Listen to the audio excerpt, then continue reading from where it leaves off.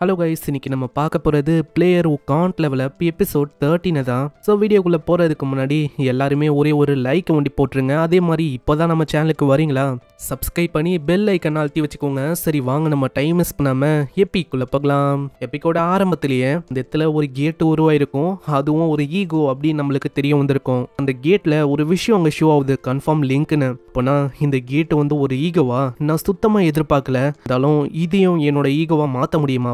நம்ம கிம்மோ கன்ஃபார்ம் லிங்க்னு கொடுக்கலான்னு போவான். ஆனா அதுக்குள்ள அவர் இழுத்துறாரு. கிம், அது ரொம்ப டேஞ்சரான விஷயம் கிம் அப்படின்னு இவரு ரொமான்டிக்கா அங்க சொல்றாரு. நம்ம கிம்முக்கா ஒரு மாதிரி இருக்கு அப்படி சொல்லும் போது இதை பார்க்கற மத்தவங்களும் யோசிக்கிறாங்க, ஓ இவங்க ரெண்டு பேரும் அப்படியோ இப்படின்னு தான் அவங்க யோசிக்கிறாங்க. நல்ல வேலை நம்ம கிம் அங்கிலேருந்து போனக்கப்புறம் அந்த இடமே அமைதி ஆயிடுச்சு. அம்மா எனக்கு இன்னமும் புரியல கிம், நீ அந்த எத்தை விட்டு வந்தவனே எப்படின்னு தெரியல. அந்த கேட்டு அது வந்து பிரேக் த்ரூ ஆக போச்சு, ஆனா அது அமைதி ஆயிடுச்சு. அங்க கிம்முக்கும் என்ன சொல்றதுன்னு தெரியல. ஆளு கம்மன் தான் இருக்கான். கிம், நீ கிட்ட போகும்போது ஒரு மாதிரியாச்சு, நெக்ஸ்ட் டைம் நீ கிட்ட போகும்போது என்ன ஆகும்? அப்போனா உன்னால அந்த கேட்ல இருக்க மாஸ்டர்ஸை கண்ட்ரோல் பண்ண முடியுமா என்ன? அட எனக்கு என்ன தெரியும், எனக்கு அதை பத்திலாம் தெரியல. இந்த சைடு அங்க இருக்கிற ஆளுங்களுக்கும் சுத்தமா புரியல. ஏன்னா கொஞ்ச நேரத்துக்கு முன்னாடி தட்டா அந்த போர்ட்டல் பிரேக் த்ரூ பண்ண போயிருக்கும், ஆனா திடீர்னு அமைதி ஆயிடுச்சு. இதை பத்தி தான் அங்க இருக்கிற ஆளுங்களும் பேசுறாங்க. ஒரு வகையில நம்ம கிம் அவங்க சொல்றான், எனக்கு தெரிஞ்ச என் கிட்ட இருக்கிற அந்த யூனிக்கான எபிலிட்டி அதனால தான் இப்படி ஆயிருக்கும்னு நினைக்கிறேன். அப்போனா இது ஒரு யூனிக்கான எபிலிட்டியோட வேலை நீ சொல்றியா? அப்போ இந்த மாஸ்க் நீ வச்சுக்கோ. அந்த மாஸ்க் ஒரு ட்ரெடிஷ்னலான கொரியாவோட மாஸ்க் தான். இதுல லிப்ஸ்டிக்கோட அடையாளம் இருக்கும். அதை பண்ணது அசிஸ்டன்ட் தான். அதுக்கப்புறம் அந்த போர்ட்டலுக்காக ஏகப்பட்ட ஆளுங்க வந்திருக்காங்க. ஏன்னா திடீர்னு பிரேக் த்ரூ ஆனா அவளுக்கும் பிரச்சனை இருக்காது, ஏன்னா நிறையவே பிளேயர்ஸ் இருக்காங்க. இப்ப பாத்தியா நியூஸ்லயும் இந்த விஷயம் வர ஆரம்பிச்சிச்சு. இப்போ நீ வந்து மக்கள் முன்னாடி வரவே கூடாது.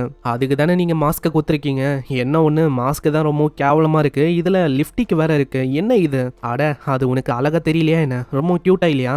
அட போங்கய்யா, இது எங்க கியூட்டா இருக்கு. இதே மாதிரி நம்ம அசிஸ்டன்ட் கிம் ஒரு 3 ஹவருக்கு அங்க பேசியிருப்பாங்க. அங்க கிம் வந்து இப்போ டிசைட் பண்ணிட்டான் அந்த போர்ட்டலுக்குள்ள என்ன இருக்குன்னு போய் பார்த்துடலான்னு.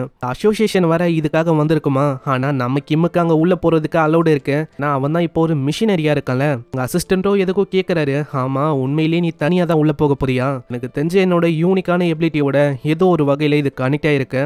அதனால நான் ஒரு வகையில இதை செக் பண்ணணும். ஏன்னா நான் பார்த்தேன் கன்ஃபார்ம் லிங்க் அப்படின்னு என் முன்னாடி வந்துச்சு. அது என்னதுன்னு நான் பார்த்தாகணும். அடுத்த செகண்டே அந்த போர்ட்டலுக்குள்ள அவன் போயிடறான். போர்ட்டலுக்குள்ள ஒரு இருட்டா இருக்கு. நைட் ஆனா இப்படி ஃபீல் ஆகும், அந்த மாதிரி ஒரு ஃபீலிங் அவனுக்கு வருது.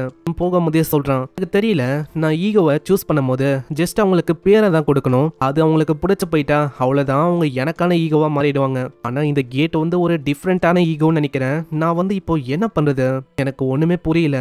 அங்க லோவும் சொல்லுது, மாஸ்டர் நீங்க பாட்டுன்னு போங்க, கண்டிப்பா உங்களுக்கு என்ன விஷயம் காத்துன்னு இருக்கு அது வந்து தெரியும். அதெல்லாம் ஓகே தான்டா லோ. என்ன இந்த இடம் தான் ரொம்ப கொடூரமா இருக்கு, ஒரு மாதிரி நடுக்கமா எனக்கு ஃபீல் ஆகுது. நம்ம அந்த வெள்ளஸோட எல்லுன்னு சொல்ல இருக்கும், அதோட பேரை நம்ம லைட்டா மாத்திக்கலாம். அதோட பேரு மான்வால எலி அப்படின்னு வரும். நான் தான் சும்மா எல்லுன்னு சொல்ல இருக்கேன். எல்லு வந்து செட் ஆகல அதுக்கு. நம்ம அதோட பேரை எலிசா அப்படின்னு வச்சுக்கலாம். ஏன்னா அந்த ஒயிட் சோடா ஒரு ஃபீமேல் சோடா, அதனால நம்ம எலிசா அப்படின்னே சொல்லலாம். அங்க எலிசாவும் சொல்றான், மாஸ்டர் இந்த இடமே பாக்குறதுக்கு ரொம்ப பயங்கரமா இருக்கு, நல்லா பாருங்க, டீப்பான மேஜிக்கோட பிரசன்ஸும் எனக்கு நல்லாவே ஃபீல் ஆகுது. அங்க லோவும் சொல்லுது, மாஸ்டர் ஏதோ ஒரு விஷயம் பயங்கரமா இங்கதான் பக்கத்துல இருக்கு. அப்படியா? அப்ப அந்த பயங்கரமான விஷயம் அது வந்து என்னது நம்ம பார்த்தாகணும். அந்த இடத்துக்கு நம்ம போகணும். அந்த இடத்துக்கு நம்ம கிம் போக ஆரம்பிக்கிறான். திடீர்னு ஏகப்பட்ட காலடிகளோட சத்தம் கேக்குது நடக்கிற மாதிரி. நல்லா பார்க்கும் போது எல்லாமே அண்டர்ஸ் ரொம்ப பயங்கரமா கிம்ம நோக்கி வருது. அட ஸ்கெலிட்டன் சோல்ஜர்ஸா? அதுக்கு நடுவுல ஏதோ ஒரு தலையே இல்லாத வாரியர் மாதிரி அவனும் ஒருத்தருக்கான். வாரியரும் நம்ம கிம்ம நோக்கி படு வேகமா வரான். அவனுக்கு இந்த விஷயம் புரிஞ்சு போனோனே அங்க இதுங்களை விடக்கூடாதுன்னு அவனுக்கு தெரிஞ்சு போயிது. எலிசாவையும் லோவையும் வச்சு பயங்கர வேகமா எல்லாத்தையுமே வெட்டி போறான். கிட்ட இப்போ ஏகப்பட்ட ஸ்கில் இருக்கு, அதனால அசால்ட்டா வர வழியில இருக்க எல்லா அண்டர்ஸையும் அவன் கொள்றான். அங்க ஏகப்பட்ட கிறிஸ்டலும் கிடைக்குது.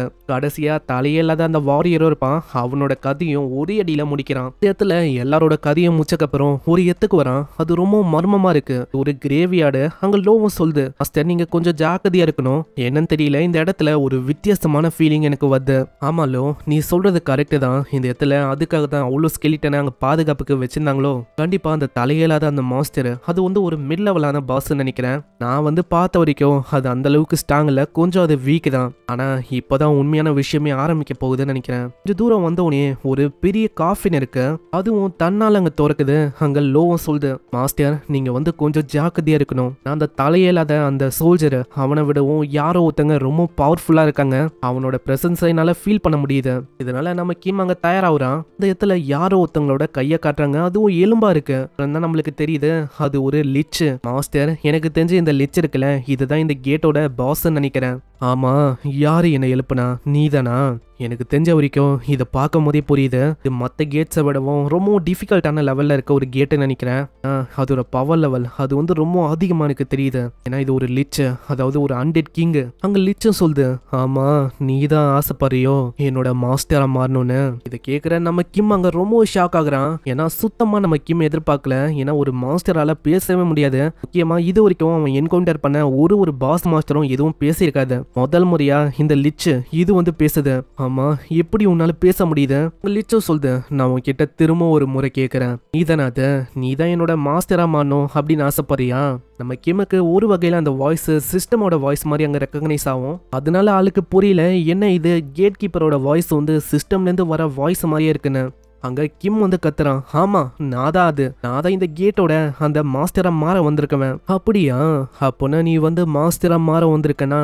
நீ அப்போ ப்ரூவ் பண்ணு, என்னை விடவும் நீ ரொம்ப ஸ்ட்ராங்கு தான், என்னோட மாஸ்டரா இருக்க தகுதியுள்ள இருக்கிற ஒரு பர்சன். இந்த இடத்துல ஒரு பயங்கரமான அட்டாக் வந்து அதுவும் நம்ம கிம்மை நோக்கி படுவேகமா வருமா. கிம்முக்கு சுத்தமா டைம் இல்ல, ஏன்னா அவன் யோசிக்காத போது அந்த லிச் அட்டாக் பண்ணிச்சு. நான் வந்து ரொம்ப லேட் பண்ணிட்டேன், சே இந்த மாதிரி நேரத்துல நான் எப்படி டாச் பண்றது? இதனால கிம் மேல அந்த அட்டாக் டைரக்டா பது. அங்க ஒரு பயங்கரமான எக்ஸ்ப்ளோஷனும் ஏற்படுது. அங்க லோவும் சொல்லுது, மாஸ்டர் என்ன பண்ணிருக்கீங்க, அது பாருங்க திரும்பவும் வருது. அடே லோ, எனக்கு அது நல்லாவே தெரியும் லோ. அந்த லிச்சு சும்மா இல்லாம ஏகப்பட்ட ஆரோஸை வானத்துல அப்படியே வர வைக்குத. என்ன ஆச்சு? இந்த மாதிரி உன்கிட்ட எவ்வளவுதான் திறமை இருக்கா? இன்னமும் ஆரம்பிக்கல, இதுக்கு மேலதான் என்னோட ஆட்டத்தையே நீ பார்க்க போற. அங்க கிம்ம நோக்கி செம்ம வேகமா எல்லா அரசும் வந்து அங்க ஜஸ்ட் மிஸ்ல தான் நம்ம கிம்மே அங்க தப்பிக்கிறான். என்ன ஆச்சு? நீ வந்து தப்பிக்கிறியோ?